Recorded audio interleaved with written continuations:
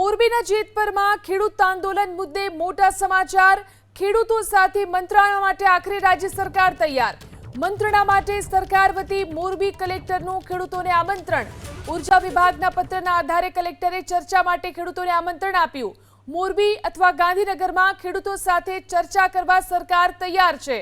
ખેડૂત સમિતિના સભ્યોને સરકારે ચર્ચા કરવાનું આમંત્રણ આપ્યું। સરકારની ઉચ્ચ સ્તરીય કમિટી સાથે ચર્ચા કરવા ખેડૂતોને આમંત્રણ આપવામાં આવ્યું। ખેડૂતોની તમામ 6 માંગણીઓ મુદ્દે ચર્ચા કરવા સરકારે તૈયારી દર્શાવી। ખેડૂતોના પ્રશ્નોના ઝડપી નિકાલ માટે સરકાર તત્પર છે તેવું કહ્યું કલેક્ટરે। સમસ્યાનો ઉકેલ ન આવે ત્યાં સુધી વીજ પોલની કામગીરી બંધ રહેશે તેવું પણ કહેવામાં આવ્યું। राज्य सरकार पण चर्चा संवाद करीने मांगणीओनो आखरी स्वरूप आपवा माटे तैयार छे।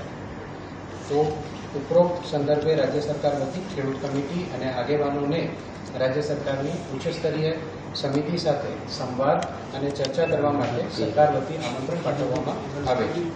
राज्य सरकार चोक्कस माने छे के खेडूतोना हितमां चर्चा अने संवादथी ज खेडूतोना हितमां निर्णय लई शकाय, जेनाथी जे खेडूतोना खेतरमां वीज पोल ऊभा थया छे ते पोते गैरमार्गे न दौराय अने असमंजसमां न रहे ए पण आपणी सामूहिक जवाबदारी छे अने राज्य सरकार ए वस्तुने स्वीकारे छे।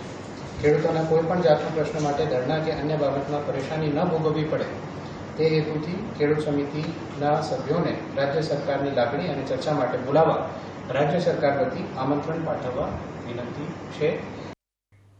तो सरकारनी मंत्रणा ऑफर पर खेडूत आगेवाने शरतो मूकी। मांगणीओ पर सरकार लेखितमां जवाब आपे। हालमां आमंत्रण पत्र नथी स्वीकारता। 6 मुद्दाओनो सरकार लेखितमां स्वीकार करे। सरकार लेखितमां आपे गांधीनगर आववा माटे तैयार तेवुं पण खेडूत आगेवाने जणाव्युं।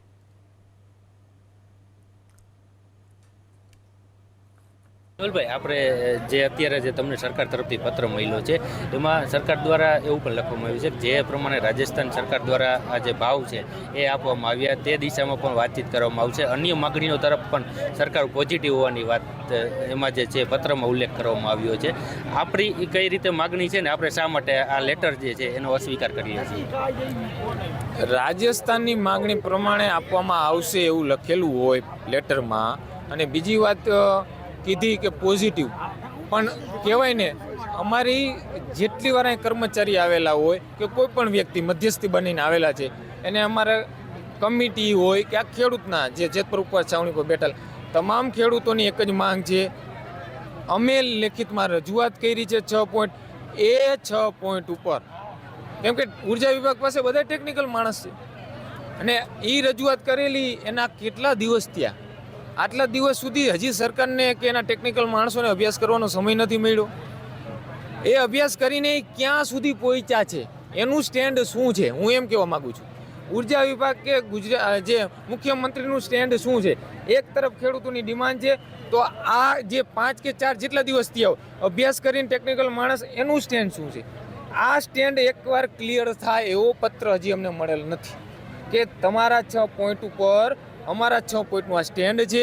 એ પત્ર અમને મળી જાય તો અમે એનો અભ્યાસ કરીને ગાંધીનગર જવા તૈયાર છીએ અને જે સરકાર સત્તામાં છે એ જ અમને દેવાની છે। અમને પૂરેપૂરો વિશ્વાસ છે સરકાર દેશે, પણ એ સ્ટેન્ડ જ ક્લિયર નથી કરતી। ખાલી પત્રમાં એવું લખે પોઝિટિવ છે, પછી અહીંયા શું થાય છે? જે આગળના 3 બનાવ બન્યા છે એના ઉપરથી ખેડૂતોનો વિશ્વાસ હવે દિવસે ને દિવસે તૂટી રહ્યો છે આ સરકાર ઉપરથી। વાંટિયાના લોકો જઈને આવ્યા, દ્વારકાથી જઈને આવ્યા, કોંઠથી જઈને આવ્યા, શું થાય? ખેડૂતોનો વિશ્વાસ ડાઉન થાય છે અને એટલે જ આ ખેડૂતો જેતપુર ઉપવાસ છાવણીમાં જેટલા આવે છે ને ગુજરાતના, એને પણ એવું થાય છે કે આપણી સાથે પણ આવા ખાલી આશ્વાસન મળશે તો એટલે જાતા બીવે છે। જ્યાં સુધી સરકારનું સ્ટેન્ડ અહીંયા ક્લિયર નહીં થાય કે ભાઈ અમે તમારી રજૂઆત આ છે એની જગ્યાએ અમે આ દેવા તૈયાર છીએ અને એ અમારો અભ્યાસ નહીં થાય ત્યાં સુધી અમે જવા તૈયાર નથી। અમે એમ નથી કહેતા એ તમે લખો કે અહીંયા આપ્યા ને એની અમે સૈદ્ધાંતિક મજૂરી આપી છે, આટલું તો અમે દેશું જ, એની સૈદ્ધાંતિક મજૂરી છે। પછી અમે જાશું સરકારને રિક્વેસ્ટ કરશું કે સાહેબ તમે આટલું આવ્યા છે, અમારી આ ડિમાન્ડ છે, જે અમારી ટેકનિકલ જે હશે અમારા તરફથી જેમને ખબર પડતું હશે એના ટેકનિકલ માણસો હશે, ડિસ્કસ કરશું અને એમાંથી વચ્ચેનો કંઈક રસ્તો લાવશું।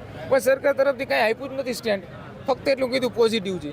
ભાઈ પણ ક્યાંક ને ક્યાંક આપણે તમને એવું નથી લાગતું જો સરકાર સાથે વાતચીત કરવા જાય અને એમાં આ બધી વાતચીત થઈને ત્યાં જો સરકાર સ્ટેન્ડ રજૂ કરી શકે એવું પણ બની શકે? તમે આગળના ભૂતકાળના ટ્રાન્સમિશન લાઇનનું આંદોલન અત્યારથી તો હાલતું નથી, વાંઢિયાથી શરૂઆત થયું. તમે જોઈ લ્યો, તમે ન્યૂઝ ચેનલના મિત્રો જો, તમે જોતા જશો, બરાબર? તો અમારા જેતપર ઉપવાસણી થાય જ નહીં. તો વાંઢિયાના આંદોલનથી જો પરિપત્ર આવી ગયો હોત ને, સરકાર ત્યારે પોઝિટિવ હતી, ત્યારે પરિપત્ર કરવાની ઈચ્છા હતી, વંચાણે હતો ના હતો ને અઢળક એવું ન્યૂઝમાં આવેલું, અમે સાંભળેલું છે. જો થઈ ગયો તો આ પ્રશ્ન આવે ન આવે. એટલે ખાલી પોઝિટિવ સરકાર કહેવાથી નથી થતું બધું, સમજાણું? એટલે અમે એક સ્ટેપ આગળ વધ્યા છીએ. રાઇટિંગમાં આપ્યું તો સરકાર એનો અભ્યાસ કરીને રાઇટિંગમાં આપે કે આ ડિમાન્ડ સામે અમે આટલું દેવા તો બંધાયેલા છીએ, આટલું દેશું જ.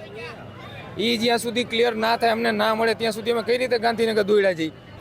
અત્યારે હવે તમે જ્યારે સરકાર સાથે વાતચીત કરવાનો ઇનકાર કર્યો છે, આગામી સમયમાં જે આપણું આંદોલન છે એ કઈ રીતે ચાલુ રહેશે ને સરકાર જ્યાં સુધી તમને ટેકનિકલ બાબતોને લઈ અને જે પોતાનું સ્ટેન્ડ ક્લિયર ન કરે ત્યાં સુધી આંદોલન કેવી રીતે ચાલશે? જ્યાં સુધી સરકારશ્રી તરફથી ક્લિયર નહીં મળે અમને રાઇટિંગમાં કે આટલું તો અમે દેશું જ, બરાબર, ત્યાં સુધી અમારું આમંત્રણ ઉપવાસ ચાલુ છે.